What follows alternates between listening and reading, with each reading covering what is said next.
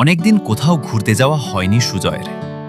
২ বছর আগে একবার গিয়েছিল তার মামার বাড়ি বীরভদ্রপুর গ্রামে। তারপর পড়াশোনা, পরীক্ষা সব মিলিয়ে আর যাওয়াই হয়ে ওঠেনি। এবার পরীক্ষা শেষ, গরমের ছুটি পড়তেই সুজয়ের মন আবার টানতে লাগল সেই গ্রামের দিকে।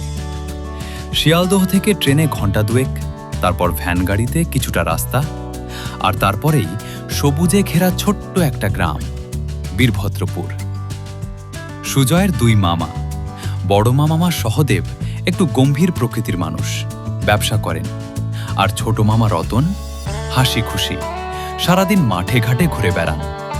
আর আছেন দিদা, যিনি সুজয়কে নিজের প্রাণের থেকেও বেশি ভালোবাসেন। অনেক কষ্টে মা বাবাকে রাজি করিয়ে অবশেষে মামার বাড়ি যাওয়ার অনুমতি পেল সুজয়।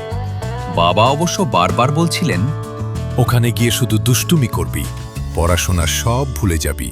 কিন্তু সুজয়ের আনন্দ তখন আকাশ ছুঁয়েছে। বাবা নিজে তাকে পৌঁছে দিলেন মামার বাড়ি। আয় রে আমার নাতি, কতদিন পর এলি। দিদা জড়িয়ে ধরলেন তাকে। ছোট মামা তো আনন্দে কাঁধে তুলে নিয়ে ঘুরতেই লাগলেন। যাওয়ার আগে বাবা সাবধান করে দিলেন, পুকুরে নামবি না আর গাছে উঠবি না।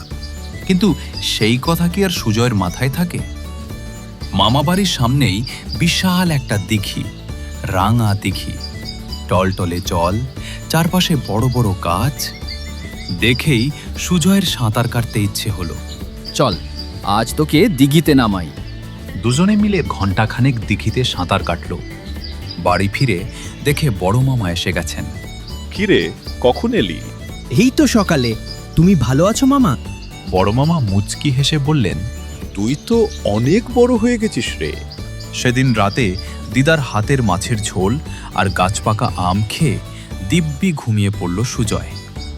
পরদিন সকালেও সব ঠিকঠাক ছিল। বড় মামা হাটে যাওয়ার আগে বললেন, আজ তোকে বড় কাতলা মাছ এনে খাওয়াবো। তারপর ছোট মামার সঙ্গে মাঠে গেল সুজয়। বিশাল সব জমি, কোথাও ধান, কোথাও পাট, কোথাও সবজির চাষ। এই সব জমি আমাদের। ছোট মামা সুজয়কে একটা গুলতিও বানিয়ে দিলেন। খুব আনন্দে কাটছিল দিনগুলো, কিন্তু ভালো সময় বেশি দিন থাকে না। ছোট মামা সুজয়কে একটা গুলতিও বানিয়ে দিলেন। খুব আনন্দে কাটছিল দিনগুলো, কিন্তু ভালো সময় বেশি দিন থাকে না। কাল বৈশাখী আসছে।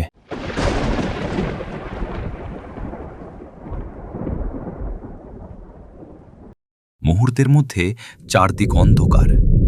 গাছের ডাল ভাঙছে, টিনের চাল কাঁপছে, বিদ্যুতের ঝলকানিতে চারদিক সাদা হয়ে উঠছে। আর বড় মামা তখনও ফেরেননি। হে ঠাকুর, সহদেবটা এখনো ফিরল না কেন? ঠিক তখনই দরজায় জোরে কড়া নাড়া শব্দ। দিদা দরজা খুলতেই সবাই থমকে গেল। বড় মামা দাঁড়িয়ে আছেন, সারা শরীরে কাদা, জামা ছেঁড়া, চোখে অদ্ভুত শূন্য দৃষ্টি।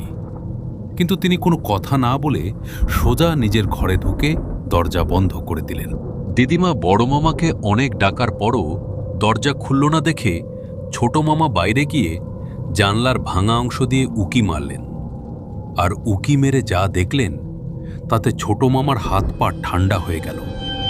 এ তো বড় মামা নয়, অন্য কোনো লোক। চোখগুলো আগুনের ভাটার মতো জ্বলছে, হাতে একটা আস্ত মুরগি, সেটাকে ছিঁড়ে ছিঁড়ে কাঁচা কাঁচা খাচ্ছে। বিশাল লম্বা লম্বা হাত। এই দেখে মামা কাঁপতে কাঁপতে জ্ঞান হারালেন। প্রায় 1 ঘন্টা পর মামার জ্ঞান ফিরল, আর তারপর দিদিমাকে সব খুলে বললেন। দিদিমা ভয়েই একেবারে সিটিয়ে গেল। আমি দিদিমাকে ভয়ে জড়িয়ে ধরলাম। সেদিনকার মতো সবাই এক ঘরে থাকলাম। কারো চোখেও ঘুম আসছিল না। সকালে আমার যখন ঘুম ভাঙল, তখন দেখি ছোট মামা কোথায় যেন গেছে। দিদিমা খুব কান্নাকাটি করছেন। এরপর থেকেই গ্রামে অদ্ভুত ঘটনা শুরু হলো। কারো মুরগি উধাও, কারো ছাগল নেই। আর বড় মামা, তিনি শুধু ভোরে বেরিয়ে যেতেন আর গভীর রাতে ফিরতেন। অবশেষে ছোট মামা গ্রামের মোড়লের কাছে সব খুলে বললেন, কালীচরণ ওঝাকে ডাকো। ও ছাড়া এই সমস্যার সমাধান হবে না। কালীচরণ ওঝা সব শুনে অনেকক্ষণ চুপ করে রইলেন।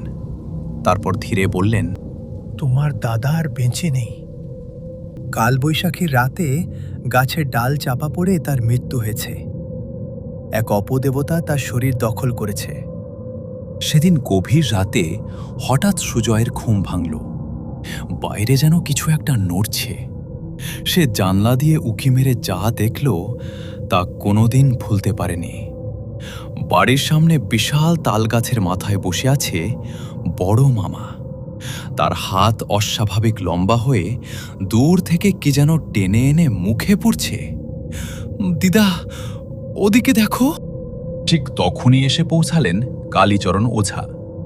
তিনি সোজা বড় মামার ঘরে ঢুকে দরজা বন্ধ করে দিলেন। তারপর শুরু হলো মন্ত্রোচ্চারণ। বল, কিভাবে এই শরীরে ঢুকেছিস? কাল বৈশাখীর রাতে গাছের ডাল চাপা পড়ে লোকটা মারা যায়। আমি শরীর খুঁজছিলাম। এই মুহূর্তে শরীর ছাড়।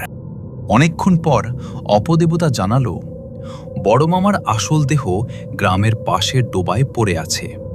গ্রামের লোকজন নিয়ে সবাই সেখানে গেল। আর সত্যি ডোবার জলে পড়ে আছে বড় মামার মৃতদেহ। সবাই মিলে দেহটা শ্মশানে নিয়ে গিয়ে শেষকৃত্য করল। আর সেই মুহূর্ত থেকেই সব শান্ত হয়ে গেল। দিদা সুজয়কে জড়িয়ে ধরে অনেকক্ষণ কাঁদলেন। দুদিন পরে ছোট মামা তাকে বাড়ি পৌঁছে দিলেন। সব কথা শুনে সুজয়ের বাবা কিছুতেই বিশ্বাস করতে চাইলেন না, কারণ তিনি ছিলেন শহরের মানুষ, একজন শিক্ষক। কিন্তু সুজয়, সে আজও ভুলতে পারেনি সেই রাতের কথা। রাঙা দিঘির কালো জল, তাল গাছের মাথায় বসে থাকা সেই ছায়ামূর্তি, আর সেই লাল চোখ।